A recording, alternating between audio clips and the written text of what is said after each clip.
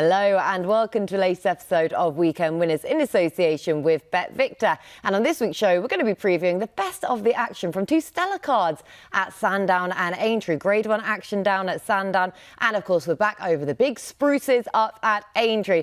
I'm being joined in the studio by a surprisingly fresh Declan Rix. The ATR Christmas party last night, but you've survived it. Just about, yeah. Fresh now, I don't know. I think you're being very kind. You're in good form. Oh, I'm surprised. Yeah, it could have been worse, but I probably still had one too many whiskey sours than I should have. But sure, look, free beer, you know, you can't turn down a free beer. But no, it was a good night. And a man who's going to have a good day is Sam Boswell. He's not here. He's getting married today. So best of luck to Sam. I hope his missus has signed a prenuptial agreement because Sam's punting is awful, so, you know. I'd say that's the first thing. If you know that you're going to be marrying Sam Boswell, it's the first thing you think of, to be honest. Absolutely. So good luck to Sam today. I hope he has a great day. Yeah, definitely. From all of us here, best of luck, Sam, and hopefully the other day goes perfectly well. And we'll see you again next week. Again, our invite must have got lost in the post, as did it for the Stag Do, as did for the ATR Christmas party. Now, someone whose invite didn't get lost in the post for today's show is BetVictor's Chris Poole, who is standing in for Sam Boswell. So, Chris, you've missed as many parties as I have of late. Yes, your invite might have been lost in the post, so was mine. I wasn't actually sure this woman even existed. Sam talked about her, never ever met her, but clearly she does. Clearly she does. It wasn't a figment of his imagination. He actually has found somebody to marry him. So good luck, Sam. That is the perfect message. Would we expect anything less than from Chris for a nice wedding message for Sam? We're all a little bit salty we didn't get the invite. Exactly that. Well, we're not going to be salty over those. Hopefully plenty of winners that we will be finding for you on this week's show. Now, before we get stuck into the action proper, a reminder as ever to please do gamble responsibly. Our tips are not guaranteed to win, but we will still do our best to point you in the right direction. Right, we're going to begin at Sandown with the Grade 1 Henry VIII Novices Chase. Comes up at 150, 4-year odds and over a mile 7. Now, L'Eau Du Sud heads for betting here for Team Skelton. Deck, who do you like? Yeah, I'm going to keep this pretty simple. I like L'Eau Du Sud. I think the race is going to set up really well from there. So there's plenty of pace on here, and I think that's going to have two positive effects for him. One, it's going to help him settle because he can take a little bit of a pull. He can go take a little of a tug, and it'll just help him to get into a rhythm. And two, I think that will have a positive effect because it's going to put more emphasis on jumping, and he is a very, very good jumper now. I know I think he did make a mistake on his Chase debut, to be fair to him, at Stratford. I think he literally landed on one of the fence, like nearly on top of it, and it didn't bother him a jot. He went on and he bolted up, and then he bolted up again last time out at Cheltenham. Now, that was the same day the Paddy Power was run, and I know the Paddy Power was over 4 furlongs further, and his race wasn't as strongly run, but the time I thought was pretty good when compared to what the winner of the Paddy Power did, Il Rodotto. Now, I know you can say Il Rodotto probably oiled quite badly late on, and he could have run even quicker, but I think everything about that performance at Cheltenham suggested he had the potential to be a top-class chaser, and I just loved how he bounded up the hill. So keeping it simple in the first race, I'm going to go for the Fav. Yeah, nice. And just to play this race with a straight bat, sometimes you can waste more money going around the houses trying to find a way to get them beat rather than just siding The with one them. positive I'd say in terms of having a bet is we're going to get a better price now because some of those good Irish horses have been declared. Obviously, we weren't sure if the Down Memory Lane was going to run, but, you know, this is going to be his second start over fences. This is a tough track to jump around on just your second start. For all, he did jump well on debut. Yeah, but L'Eau Du Sud, after he was put in very short, he just kind of levelled off somewhat then as well in the betting as well. So L'Eau Du Sud for Deck. Chris, who do you like? I've gone round the houses here, Kate, because I think this is a dreadful price, L'Eau Du Sud. I'll be honest. I take Declan's point. The race should set up for him. He did jump very well at Cheltenham last time. You can't deny that. That was a dreadful race, though. He did clout one at Stratford. He's never been right-handed. Sandown's a unique test. They're going to go so fast here, aren't they? Touch Me Not goes from the front. Another couple of front runners in the race. I can see there being no quarter given here with the pace, and he's going to have to jump really, really well and accurately. I couldn't dream of taking even money about this. Also, and because of that, I'm putting up Down Memory Lane, who the market suggested badly needed it on its first run over fences, but he put in a good performance. We don't know really. We really don't know what Down Memory Lane is yet, but he travels so well, and I think he could be top class. And just for that factor and the prices and the fact I I'm not against L'Eau Du Sud. There's nothing not to like about the horse, but you know, he was a good handicap hurdler, of course, second in the county, sort of fourth or fifth, I think, in the Scottish champion hurdle. But I've yet to see anything that tells me he should be even money in a race like this, and with the bookmakers out on that's the price to lay. You know what we always get with Chris? We always get punchy, don't we? Straight away in well, there. that's what we want, yeah. That's what we want. It. And I can absolutely see the point Chris is making about his price, and you know that old thing of just kind of the way national hunt racing's going at the moment. Ireland versus Great Britain. It's the Irish that are coming out on top. So if this horse doesn't win, I think it's going to be a long season for British hopes in the Arkle, and it might even end right here if he doesn't win. Yeah. So an Irishman with the British horse. Yeah. An Englishman with an Irish horse. English girl with an Irish horse as well. Not the same as Chris, though. I really like Touch Me Not in here. For all that, okay. I agree. I think L'Eau Du Sud is clearly the most likely winner. But it's just that price about Touch Me Not was just enough to tempt me in. For all that he has been clipped in somewhat from his opening price. I thought that the price was completely wrong at the start. So now that he has just been backed in, that I thought that Touch Me Not is still enough of a price to be able to side with him here. Because he could just still be anything at this stage. He's been so good over fences so far in 2 starts. Lofty figures already that he's posted over the larger obstacles. The last time out, he really was very good, foot perfect, in fact. And so much so, I know a few people have chucked that almost at him, saying, well, he hasn't made a mistake yet, so how is he going to cope with that? But I just prefer to see sure footing at this stage anyway. That was in a Grade 2 Novices Chase at Punchestown, beating Farron Glory by 6 lengths. Probably wasn't the deepest of contests for that Grade 2, but he led from an early stage there. He's unlikely to get that complete uncontested lead when you've got like the sole icon in here. Who knows what Rubod is going to do on his chasing debut either.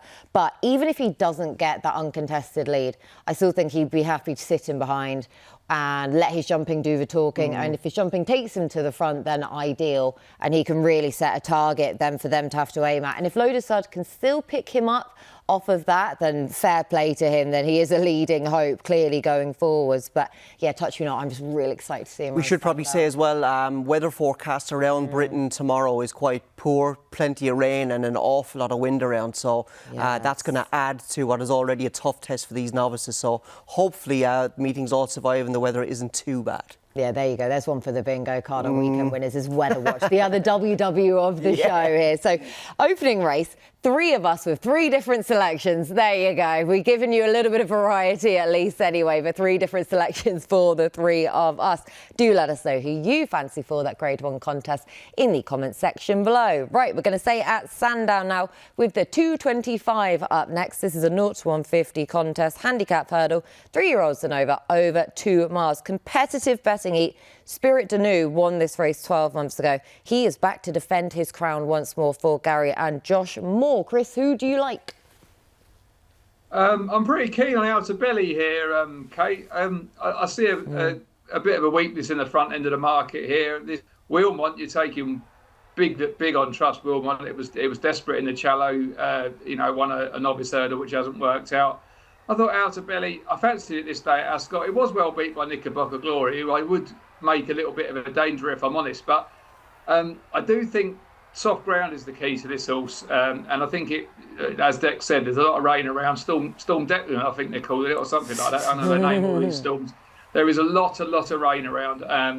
It was raining in London yesterday. I don't know how much sand they haven't got last night. They haven't updated the going quite yet. But I'm imagining it's going to be on the soft side. And he gets proper testing that hurdles track, doesn't it? I quite like Outer Belly. Now, he does make mistakes. He blundered his way out of the Betfair hurdle very early last year, the old Sweps. But he was 5 to 1 that day. Very, very well fancied that day. Proper money for him. And he's down a couple of pounds to 130. And just because I don't fancy the front 2, I'm quite fancy this Outer Belly on Saturday. I can tell. Again, bullish opinion there. Outer Belly on his reappearance start for Chris there. Yeah, I can see it. It's one of those races where you could probably make a case for 5 or 6, isn't it? Yeah, you said Gary Moore won it last year. I'm hoping Gary Moore will win it again this year, but not with Spirit Danu. With his other horse, Royal Way, who's going to be ridden by young claimer Freddie Mitchell, who had a brilliant day on Sky Sports Racing last Friday at Newbury, riding a double. And I thought Royal Way, he was interesting to me in the Greatwood, and I remember pre-race Gary Moore was just saying, I want more rain for him. But this day when he won at Ascot was actually good ground, so I thought he'd get away with it. Now, I don't know, was it a case of he just didn't turn up on the day in the Greatwood, or was it the combination of good ground and in a proper good race against, you know, those classy flat horses like Burdett Road kind of found him out. But look, he's going to get a stiffer track at Sandown on Saturday. He's surely going to get much slower ground, and if it was just an off day, you know, I did think he made a satisfactory comeback at Cheltenham earlier in the season where he was brutally unlucky at the last hurdle. I think Butler Seek just came across him and he kind of forced him into a mistake, and he lost an awful lot of momentum having travelled 3 wide throughout the whole race. Maybe Gary Moore's spot on. He's going to be better in softer ground. So if that is the case, I say let it rain tomorrow, and hopefully it will be it'll be 2 seasons running where the Moore team win the race, but this time with Royal Way and young Freddie Mitchell. Yeah, a different horse, and this time around Royal Way you are hoping for, and Freddie Mitchell with that £5 seal of acclaim at present as well. Nice price as well, Royal Way to boot. Now, we know that Chris is with Alto Belly there. That was that 0 to 150 handicap hurdle at Sandown. So we'll leave that there and head back to more Grade 1 action up next at Sandown in the 3 o'clock. This is the Tingle Creek Chase, 4-year-olds and over a mile 7. Of course, the feature race of the weekend. Jonbon, a short price favourite to win back-to-back renewals of the contest. So, Dec, does he do so? Yeah, I think, look, as the betting suggests, he's the most likely winner, isn't he? He's a funny horse, isn't he, Jonbon? He seems to get sticky. He hasn't kind of really captured people's imaginations, but he's just a winning machine. He's really straightforward. He does an awful lot right. You know, you look at the horse that he's been beaten down through his career, the likes of just Constitution Hill, and that when Constitution Hill was at the very peak of his powers. He's a proper horse, but he just kind of... There's just something about him that hasn't captured the imagination. He never really captures my imagination from a betting point of view. Like, he always seems to get the job done, but I'm happy to take him on. But I'm going to take him on in the betting without Jonbon market. I'm going to take him on with one of his old adversaries in Edwardstone. You know, this is just the track that brings out the best in him, isn't it? Yeah. He's run here 4 times. He's won twice. He's finished 3rd and he's finished 4th, I think. No, sorry, he's run here 4 times. He's won twice, he's finished 2nd once, and he's finished 3rd. So this is the track that brings out the best in him. This is him winning at Newbury last season when he bolted up. Now, on this day, it was a race that fell apart, but look, his jumping was so good. And what I like about him is he's tactically versatile. He can make the running or he can take a lead. But, you know, last time out at Cheltenham, even though he's 10 going on 11, the fire clearly still burns in his belly. You know, he's a real horse. You can see him here taking a grip under Tom Cannon. And, you know, I think the race sets up well for him because, again, like the Henry VIII, there's lots of pace for him to run at. So it's going to suit him. Tom Cannon can just sit behind the front ones. Hopefully the likes of Quilixios, Jonbon, they all soften each other up. And the old boy can come through with his favourite track and either win or finish 2nd to Jonbon. Either way, I'm going to get paid. Yeah, I'm taking the exact same approach as you here with Edwardstone in the without market. Or I think that Jonbon's going to win this. It's not too dissimilar to the L'Eau Du Sud in the novices equivalent earlier on the card, where I think he's the most likely winner as well. But I think Jonbon very much is priced up accordingly for this, barring some sort of bizarre incident. So I'm not tempted in by the other prices to get him beat as such at all. Rather go the without market with the grand old boy Edwards. So just the obvious one. As you said, Dec, loves it around here, loves this ground, loves this race. Isn't good enough probably to beat Jonbon, but 2nd to him by under 3 lengths last year, winning it in 2022 by 9 lengths and winning the novices equivalent in 2021 by 16 lengths. And as we've just been seeing there at Newbury, that was nearly a career best RPR from him of 170. Now, it was just £1 lower on that than when he actually won this race in 2022. So that was a career best topper for him. That Newbury contest, I know, as you've said, it was a race that kind of fell apart somewhat of those in behind him. Boot Hill fell, of course, but he had the race completely sewn up by that point anyway, just going forwards and making all and doing it in really good style. And when you look at the likes of Quilixios in this race, he has such a poor record following a win that I'm concerned about that for Quilixios. So yeah, Edwardstone just seems the obvious one for me he's as well.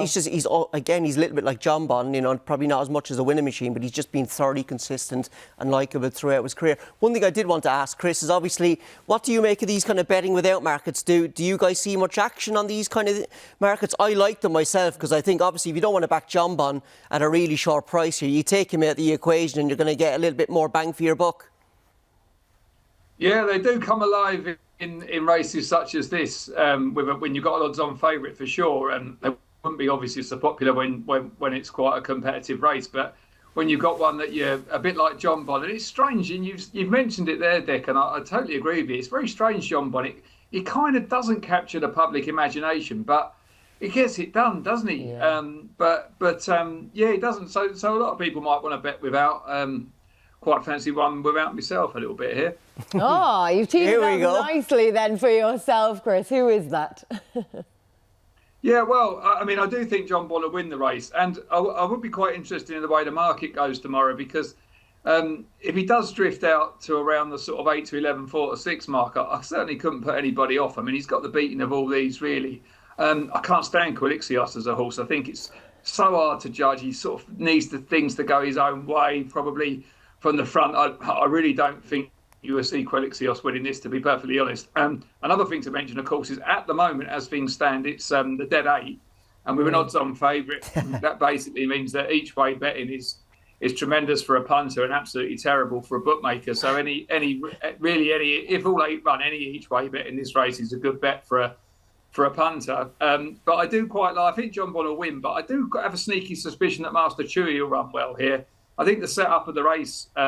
He seems better held up. I thought he ran well in the Arkle last year. I think he might have nicked second, as it happens, only miles behind the winner, obviously. Run really well at Aintree. Nice little prep race there last time at Ascot. I just think it brings in a different form line to the race. I think Jonbon's clearly got the beating of Edwardstone and the like. I think he'll get the job done. I would be interested if he went around the 4 to 6. 8 to 11 mark, like I say, and I don't think that's out of the running, actually. It's 4 to 7 at the moment, but I think there's a few people seem to want to take on Jonbon, and he just gets it done, doesn't he? He's not a sexy horse, doesn't win by that far generally, he makes the odd mistake, probably doesn't get the credit he deserves. Terrible sort of cliche in racing, doesn't get the credit he deserves. But while we're all talking about horses that might not make the track from that yard, we sometimes forget Jonbon, who Nick Henderson has done an absolutely tremendous job with over the years, hasn't he? Oh, we love a cliche here. We absolutely love it. Yeah. But you think about Jonbon, the horses that have beaten him in his career. So you've got El Fabiolo, Constitution Hill, and then he still almost won in McLaren's House Chase when he absolutely rooted a fence. Yeah. Was it Elixir de Nuts that beat him that day as well? So, yeah, as Chris has said there, you really can't throw many stones Yeah, in. exactly. And he used to get a little bit warm in his races, or not in his pre-race, he used to kind of sweat up a little bit. But Aidan Coleman, I remember, always used to say, look, that's just in his nature. I think he's by walking the park, which is that Monju line. That's just how those horses are kind of bred. And I can't believe it. It sounds like we're all kind of team Jonbon here. It sounds like the perfect race for us in some ways, is Jonbon to win, and whatever our selection is to finish second. Yeah, exactly. And also a perfect race, because the bookies are hating this right now. The fact that we've got the 3 places on offer with the 8 runners at present. We love having that confirmed. The bookies will get a stone bruise in, don't you, Willie? They are praying now for that at this point. But again, yeah, we've got different ways to play that contest. All the same in the Tingle Creek. Do let us know who you fancy for the Grade 1 in the comments section below. And also a reminder, whilst you're there in the comments section, to hit the subscribe button, also the bell notification as well on YouTube, so you never miss an episode. Right, we're going to head north now up to Aintree for the 132. This is a 0 to 145 handicap chase, 4-year-olds and over 2 mile 4. Now, this was a race that I wanted to talk about and to flag up, because it's a really competitive contest. Richmond Lake is another one who is chasing back-to-back wins in a race this weekend. But the horse for me, though, is No Risk Day Flow. He opened up at about 8 to 1. He has been clipped in a fair bit since then, but still, though, I still want to keep him on side. Now, he is a really likeable type, though, because when you actually look at his reappearance last time out, that was on the back of a wind operation from over the summer. Much improved effort straight away. That was second at Stratford to none other than L'Eau Du Sud, who, of course, is a short price favourite for a Grade 1 this weekend. So there isn't much disgrace in being beaten 10 lengths into second there. That was also over a sharp 2 mile 3 as well. So this more galloping track over an extra furlong should suit him better. And he has been dropped £1 for that effort as well, which sees him nicely treated here. Now £8 below his last winning mark. So if the wind up has worked, second run after a wind up. Again, we talk about cliches. There's another one for you.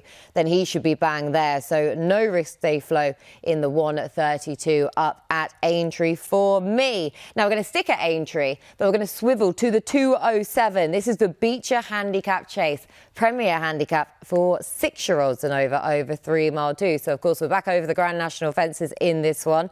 Dec, who wins? Yeah, I'm hoping good old King Turgeon can win his second race this season over the national fences. And, he's probably one of those horses who wouldn't mind jumping around the old national fences, because there's one thing this fella does well, and it is jumping. He's just so accurate. He's got loads of scope. He's brave. He can do it all, getting close as well. And this is at the start of the season when he absolutely bolted up at Chepstow. And you remember we previewed the Grand Sefton the week before he ran, and I had the race down to 2 horses. I think it was Authorised Art and this guy, and I went for Authorised Art, and this fella ended up winning, and I was gritting my teeth watching him cross the line in front. But he's so good. But the reason I wanted to take him on that day, Kate, and Chris indeed, because he's here as well, is because he was dropping in trip down to basically 2 mile 5, and I just wondered, would he have the toe? But I thought on the day he was given a very good ride by Jack Tudor. It looked like he was going to get outpaced maybe in the final third of the race, and Jack didn't panic. He just let him kind of gather himself again, and his stamina came to the fore late on. Now he's going back up in trip, so I can see him travelling even sweeter going back up in trip. The only worry with him is Aintree is another track. It looks like could get plenty of rain. It's going to be quite windy as well. I wouldn't like it to turn out for a slog for him, because I think he's quite a nice mover, and I think he's got a little bit of boot as well, a little bit of class. But he will go well as long as it doesn't turn into a real war of attrition from the bottom of the way. So I think he's only going to carry something like 10 stone 5. So he will do for me. I'm hoping the Likeable Grey can go 2 for 2 over the national fences. I'll give you an extra £1, 10 stone 4. Even 10 stone better 4, again. there we go. Even better again than for King Turgeon. I love this horse. He's so straightforward, isn't he? And he's got such an old-fashioned pedigree. He's by Turgeon out of a King's Theatre Dam. Like, you don't get more stereotypically national hunt old school than that. And he's just the embodiment of it, isn't he? So I wish you well with King Turgeon. But Chris, don't worry, we'll get to that point. Don't you worry at all. But Chris, first and foremost, who are you with? Yeah, in total agreement with Dec here. In the Grand Sefton last time, this King Turgeon really took to the fences. I think it's a unique test. It's a different unique test these days, though, isn't it? They're sort of like brush hurdles, if anything else, these fences now at Aintree. But the way he took them, it was you just knew every time he came up at a fence, he was just it just took him very quick, very nimbly, didn't lose any ground. Like Dec says, Jack Tudor gave it a lovely ride, lovely waiting ride, didn't push the button too soon. I was agreeing with him last. I thought it might be a bit short for it. I think it will stay every yard of the trip. And I do also agree that he probably wouldn't want it to go heavy just in case it gets into a war. But he has got form on heavy. Just if he gets the same sort of ride, I just thought the £8 that it went up for the last run wouldn't really stop him. And I think that's the way to kind of look at these races now. You do want a good jumper because they are fences, but nothing like the old Aintree fences. And you used to get the old brush hurdle specialist, didn't you, at Haydock? And it's almost like a 3/4 brush hurdle. These new tests at Aintree, and this all took to them magnificently. So I think you'd do very well to kick it out the frame. And I think if he gets the same sort of ride as last time. Jack Tudor's riding excellently. He's a very good pilot, isn't he? I thought it was a fair price, to be honest with you. So we did lose the fixed brush hurdle final at Haydock, and now Chris has bought it back, repositioned it at Aintree. I had these thoughts of Ginger McCain turning in his grave with with the national these days been referred to as like a fixed brush hurdle kind of thing. But look, times are changing. We've got to move with them. Perhaps unpopular opinion, but to be honest, I like it now. I think I agree with it. I think that what we saw from that last run over the national fences, I enjoyed the spectacle. Yeah, no, and I think Chris is right. You still need to take to the test, although it's a different test. It's kind of hard to explain, but you still see some good jumpers there, and they just don't take to it at all. So, I think the horse that I backed in the Sefton last time out, Authorised Art, he is a very good jumper, but he just didn't seem to take to it. I was with him as well. Oh, he hated it. He hated it. Harper's Brook hated it. So like you say, you still have have to take to this because it isn't very different and it still provides us, you know, a good spectacle the same. But yeah, and you definitely need that horse. It is a bit of a specialist. And Chris and I know our horse is going to take to it, but are you joining us? Are you going to make it through? Oh yeah, my horse is going to take to it, no bother. Yeah. Oh, so you are with us? No, I'm not. Oh, you're against my horse is us. going to take to it all the same. No, Gaborio for me. I'm taking up Sam Boswell's mantle. He is not here. He put up this horse for the Becher a few weeks ago, and he managed to get us a boost on that as well. Boosted from 13 to 1 to 10 to 1 on that occasion that you could have taken advantage of. Now, of course, he's a much shorter price now, Gaborio, but this is another very trendy race. Now, the trends found us the winner of this race last year of Jonbon at 18 to 1. So we're going in again. Not going to get the price, I don't think, of 18 to 1 this time around. But Gaborio it is, though, despite many from running from out of the handicap in this race. He is £3 wrong at the weights because of Chianti Classico in here. But that rating is the only negative to his name in terms of the trends I ran against this race. He's the right age, being an 8-year-old. 1 run to his name coming into this, which is another run, I should say, which is another positive. And that was a solid run over the Big Spruces. 3rd in the Grand Sefton over 2 mile 5, which was a trip just too short for him, as we knew.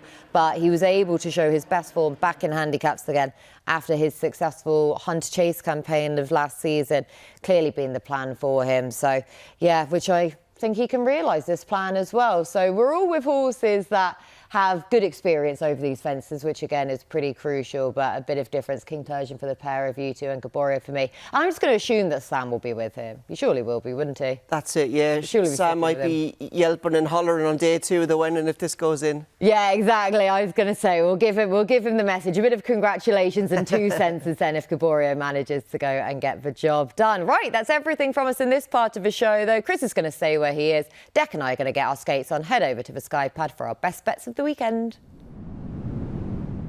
Right, time for the all-important part, best bets for the weekend. And BetVictor are being very kind to us once again, boosting a couple of our naps, one of our next best bets as well. So, Dec, your nap is being boosted. Who is it? Yeah, we've discussed the nap, the next best, and the long shot already in the show this week. The nap is going to be good old King Turgeon over the Aintree Grand National fences there. I'm hoping he can go back-to-back, having won the Grand Sefton last year. Just hope they don't get an awful lot of rain at Aintree, because I don't think he wants a slog going back up and trip, but he's such a good jumper.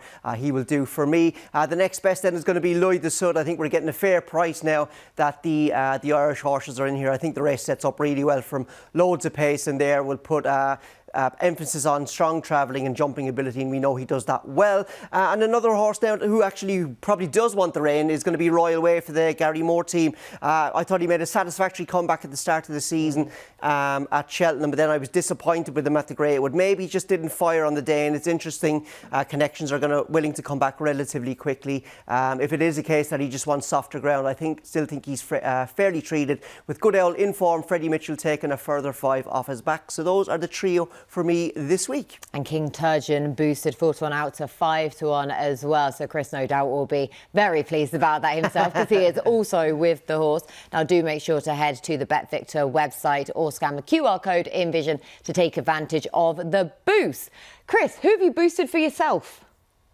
For myself, I've boosted out to Belly. Breaking news is the Nichols horse has just come out, but I'm still against Will Mount, and I do like Out of Belly. I will be backing it, so I'm going to stick with it as my nap. As my next best, I've gone for Broken Halo in the London Gold Cup, the last one at Sandown. Reason for that being, I thought it was going to be in with a very big winning chance in the race last year. It fell 2 out. It was popping away nicely. And it's off exactly the same market. It's pretty much going to get exactly the same conditions this year. So I've got a feeling this is the target. They probably had that ring straight away. So I think it's definitely the target for this horse. It's around 7 at the moment. And for my long shot, it's not a massive price, but I think it's around 8 to 1 at the moment. So I'm going to go with Master Chewy, betting without Jonbon for the reasons that I said earlier. I kind of have a sneaking suspicion it's going to run a good race and take Jonbon out of the equation. I think 8 is a fair price. Nicely done. And Alto Belly, you have been very swift on the boost because, as you said, we did get that breaking news throughout the show. But 9-2 from 7-2 then for Alto Belly for Chris's nap to be boosted. Now, my own nap, we are not boosting because I've been a bit tricky, to be honest, this week because I've also gone for the Becher for my nap, and it is the aforementioned Gaborio. For all of the reasons I was saying, in terms of the trends that he ticks, he is £3 wrong at the weights, but I still fancy him to be able to take that class jump up to these, well, higher rated horses in this contest. And after he rewrote the wrong of unseating in the Fox Hunters at Aintree last year with the clear round to finish third in the Grand Sefton last time out. Now my next best, who is being boosted, this is Unanswered Prez, in a race we haven't discussed on the show so far. This is the London National down at Sandown at 3:35. 0-150 contest over 3 mile, 4.5 furlongs. And again, another real trendsy race. And on the back of a win last time out, which came in the Southern National Handicap Chase at Funwell, a race which has produced 2 of the last 5 winners of the London National. Also coming into the race on the back of 2 runs already in the season is another positive. And also having a claimer on board is another tick in the box as well. Freddie Gordon taking £5 off of his back. Now, my long shot is also going to come in the Becher. You're just chucking everything at the Becher at this stage. It is the aforementioned Jonbon. Now, I didn't mention him previously in terms of a winning tip for this week, but the fact that we managed to find him last year to win this race at the grand age of 11 at 18-1, he is back for more this time around.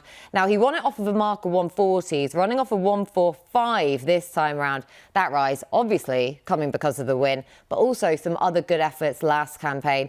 I think he's unlikely to be there for the win because this is such a competitive renewal this year, but he should still be thereabouts to outrun his price and perhaps pick up a place in the closing stages. So, Unanswered Prez, 8-1 to 11-1 for the London National. I will gladly take a bit of that boost. So, Chris, very generous of you. Thank you very much for that. So, the boosts are in. As I say, head to the BetVictor website or scan the QR code to take advantage of those. But that's everything from us on this week's show. So, big thank you to Dec and for Chris for standing in for Sam Boswell. Again, sending all of our best to Sam Boswell and to his wife-to-be as well. We'll be back at the same time next Friday to preview the best of the action, including Cheltenham.